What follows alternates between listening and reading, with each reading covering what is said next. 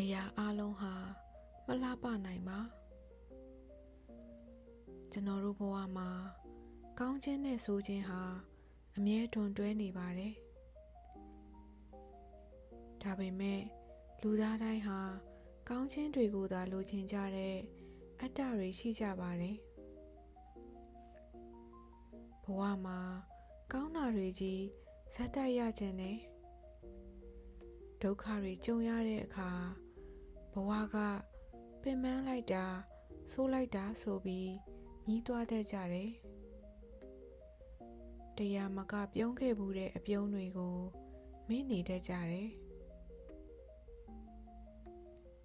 ဘဝမှာ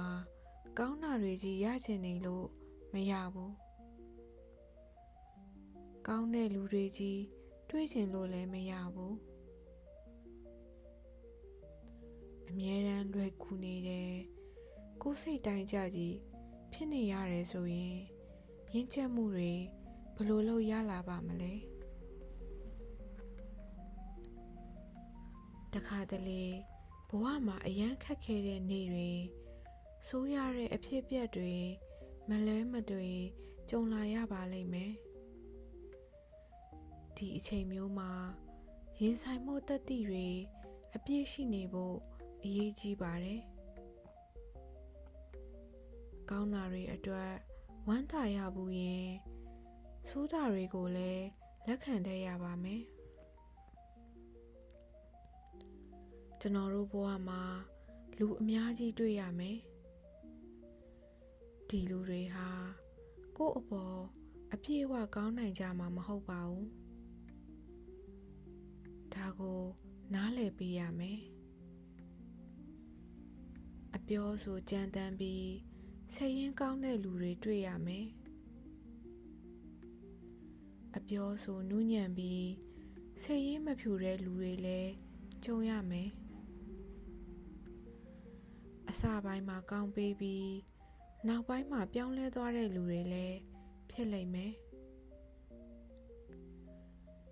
လူတစ်ယောက်ရဲ့ကောင်းကွက်ကြီးတော့မရနိုင်ပါဘူးမပြေဝမှုတွေကိုလည်းနားလည်ပေးရလိမ့်မယ်လူတစ်ယောက်ကိုချစ်ခင်ပေါင်းသိခြင်းဟာအနာပါတဲ့ပန်းသီးလေးလိုပါပဲတနေရာမှာအနာပါလို့တစ်လုံးလုံးကိုလွတ်ပစ်ဖို့မလိုပါဘူးကောင်းတဲ့အပိုင်းကိုရွေးစားရင်ချိုမြိန်ခြင်းတွေရပါလိမ့်မယ်ဘယ်သူကမှ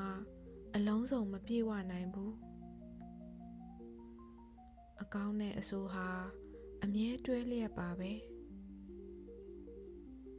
ကောင်းတာလေးကိုမြင်အောင်ကြည့်ဆိုးတာတွေကိုတွေ့အောင်ရှာကောင်းတာလေးကိုချစ်ခင်ပြီးဆိုးတာတွေကိုရှောင်ကျဉ်လိုက်ဖို့ပဲအမှားနဲ့အမှန်အလင်းနဲ့အမောင်နေ့နဲ့ညစသဖြင့်လောကနိယာမကြီးမှာစန့်ကျင်ဘက်အရာတွေဟာပူးတွဲရှိနေတတ်ပါတယ်အရာအလုံးဟာမလှပနိုင်ပါဘူးချို့ယဉ်ကြွက်တွေအနာအဆာတွေဟာနေရာတိုင်းမှာရှိပါတယ်ဒါကြောင့်ကျွန်တော်တို့ဘဝမှာကောင်းတာပြီးရင်ဆိုးတာတွေကြုံလာရမယ်ဆိုးတာပြီးရင်ကောင်းတာတွေလည်းတွေ့လာရလိမ့်မယ်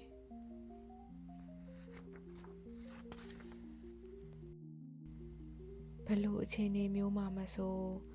လက်ခံနိုင်တဲ့အရေးချင်းရှိဖို့နဲ့ဘယ်လိုလူမျိုးကိုမဆိုရွေးချယ်ပေါင်းတင်တတ်ဖို့သာလျှင်အရေးကြီးပါတယ်